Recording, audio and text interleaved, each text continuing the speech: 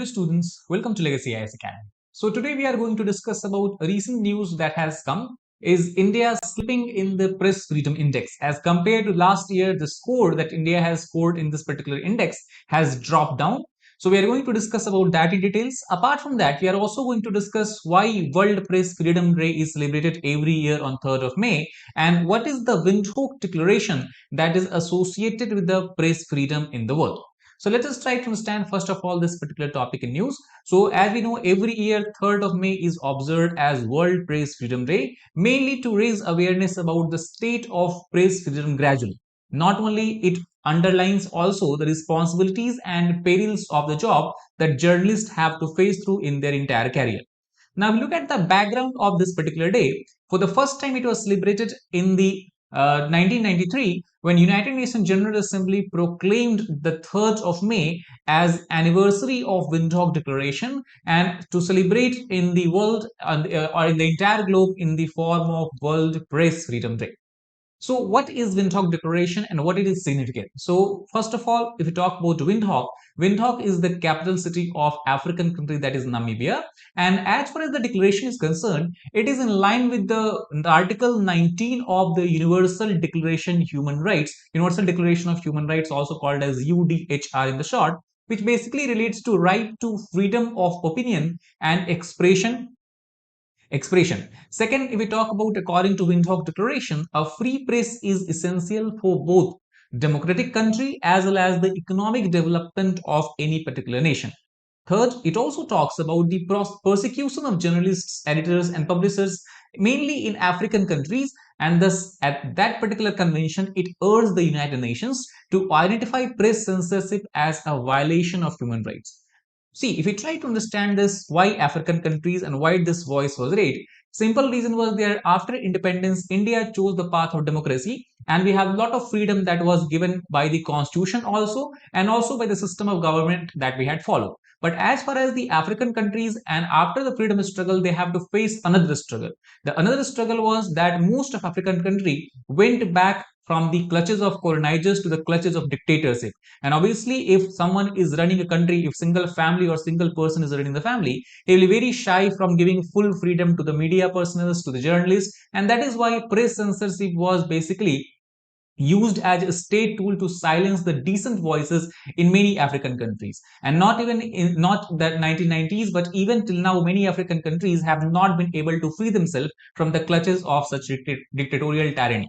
So basically, thus Windhoek Declaration encourages the international community to contribute to the initiative to ensure the press freedom and also many such projects which were mentioned specifically in the declaration. Now, if you look at the background of Windhoek Declaration, a seminar was basically held on between April 29th to May 3rd, 1991 in Windhoek shortly after the country gained independence. The country which we are talking about, obviously if you look at the map here, the country we are talking about is Namibia, which is a country in southern part of African continent and has border with Angola in the north, Zambia in the northeast, Botswana in the east, and South Africa to the south. Namibia is also having coastline with the Atlantic Ocean, and it has two major deserts. One is called as Namib Desert, and in southern part we have the Kalahari Desert, which extend to South Africa as well. As you can see, this is the flag of Namibia. So this particular seminar was held in Windhoek, which is the capital of Namibia, and seminar focused upon the promoting an independent and pluralistic African press. Pluralistic here refers to such kind of system where the journalists from all different backgrounds, journalists from all different ideology can come and work together and portray their feelings and can publish their feeling without having fear of state persecution. So this was held along with obviously the partnership with United Nations agencies, and total 63 participants from 38 countries took part in this particular seminar. Finally, on the last day of seminar, that is on 3rd of May, the declaration was adopted, which consists of 19 principles, again largely related to the independence, pluralistic and free press. Later in 1993, May 3 was proclaimed as World Press Freedom Day by United Nations General Assembly, as just we have discussed. Now, what has been the significant outcomes of the Windhoek Declaration? So first of all, after the declaration, many private African newspapers decided to cooperate to aid information exchange as well as share experience through journalist exchange. Now, this was not only limited to any particular nation or any particular region, but this was on a basis of Pan Africa, at least South, Central, and East Africa. They were able to collaborate and cooperate much more closely as compared to the Northern African regions. Not only that, they also decided to organize training courses and study trips for the journalists, managers, as well as technical personnel, so that the continuous improvement can be ensured in these press areas and in the journalism area. Third, many initiatives were undertaken at the seminar that included the creation of regional and national union for publishers, news editors, and journalists, development of the non-governmental regulations, and also led to finally the development of a code of ethics to defend journalism and ensure credibility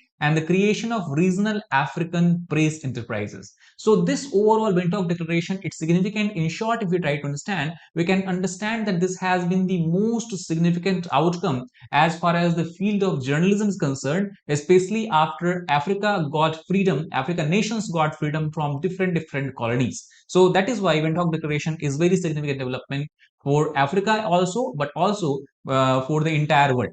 Now, 2023, this year, since it marks the 30th anniversary of World Press Freedom Day, this year's theme is basically shaping a future of rights, freedom of expression as a driver for all other human rights. It also signifies the right to freedom of expression as embodied in Article 19 of the Universal Declaration of Human Rights as the element that enables all other human rights. Now, interestingly, if you try to understand about the press freedom in India, so as per the recent report, that is the World Press Freedom Index released in this year 2023, India's ranking has slipped to 161 out of 180 countries that were surveyed. The survey report is published by an organization that is a global media watchdog called as RSF. In English, it translates to Reporters Without Border. RSF basically because it is a French word which means Reporters Sans Border. Sans refers to without. So Reporters Without Border has published this information, and if we try to compare the India's position vis-a-vis 2022 report, we can see in 2022 India has 150 rank, which was again lower than 2021, and then there has been a decline of 11 ranks as far as the number of countries are concerned. In terms of a score, India has scored in year 2022, while this year it has been able to score only 36.6.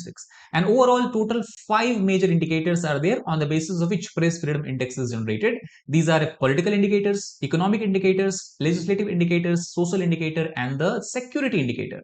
And interestingly, if you look at the position of India, in almost all the 5 indicators, we can see that India's position has worsened vis-a-vis last year, and this is something that is a very that actually asks us to introspect and look at the field of journalism, that what bad is going on in this particular area.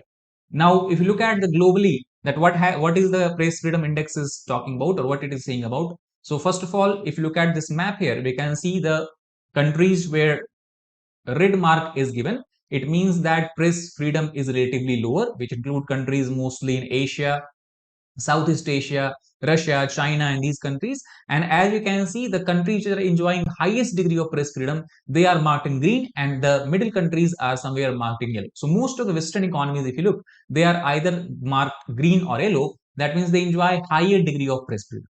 So if you try to understand globally that how the situation has changed. So first of all, the countries which are having the highest degree of press freedom are obviously the countries which generally rank highest in almost all other social indicators, whether it is the happiness index, whether it is the social satisfaction index. So in all those indexes, countries largely from a Scandinavian region, that means the countries like Norway, Denmark, Sweden, these countries rank very higher, and same is the case in the press freedom index as well. Norway has highest rank with a score of 92.65, followed by its other Scandinavian country, that is Denmark, Sweden, and then we have Baltic countries, that is Estonia, and one again Scandinavian country, that is Finland. So these are the top 5 countries as far as the press freedom is concerned. On the other hand, you talk about the top or bottom 5 countries because they have the worst freedom as far as the journalism is concerned. This is Myanmar, Turkmenistan, Iran, Eritrea, and obviously North Korea, that is ranked at position number 180. So this is broadly overview of the press freedom index. So as we have discussed earlier in the video, that press freedom index is released annually by an institution that is called as Reporters Without Borders. So Reporters Without Border is basically a type of what we can call as international non-governmental organization or international NGO, whose self-proclaimed aim is to defend and promote media freedom across the world. The headquarters of this organization is situated in Paris, that is capital city of France, and it also has consultative status with the United Nations. That means as far as the field or the media is concerned, United Nations continuously hold consultation with RSF, and also take into account the recommendations that has been given by these particular agencies. The objective of World Press Freedom Index, which releases every year, is to compare the level of press freedom enjoyed by journalists as well as media in 180 countries and territories in the previous calendar year. So the question comes that what is press freedom? How can we define exactly the press freedom? So this definition is again given by the RSF itself, and it defines clearly that press freedom refers to the ability of journalists, whether they are working in the individual capacity or whether they are working under any particular organization or whether they are working in a collective group, their ability to collective to select, produce, and disseminate news in the public interest, independent of political, economic, legal, and social interference, and in the absence of threats to their physical and mental safety. Now, very interestingly, if you look at the definition here, it says also social interference. That means the media, the journalists should be free from social interference. Many times when we talk about press freedom, and if you see that the ranking is worsening or ranking is improving, we think that it is only the work of the government. But that is not the case. Society also has to play a very significant role in ensuring that freedom is ensured the pace in this particular country or in a particular region.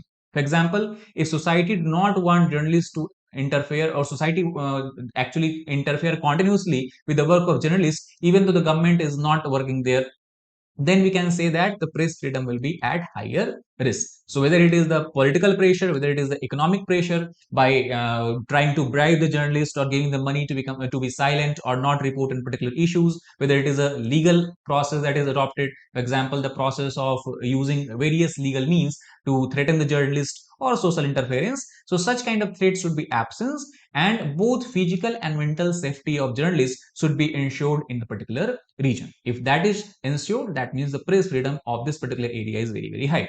So who is curtailing press freedom? Now this is something that we can see not only in India but also across the world. There is large scale attacks that is going on in the media or going on the media, and it has grown in myriad ways, including even in the advanced democracies. The freedom of press has been subject to what we can refer as growing conservatism and increasing corporatization of the industry itself.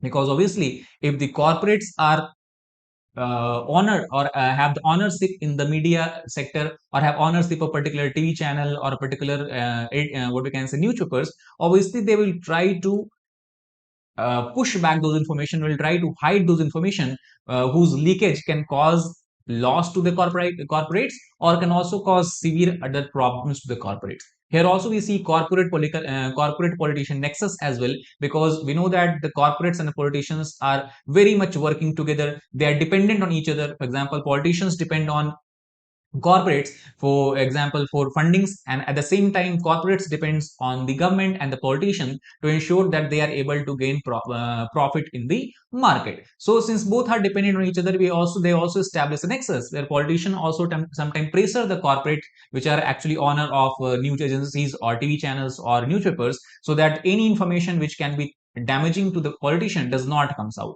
That is where we see the threat to the journalists that rise manifold.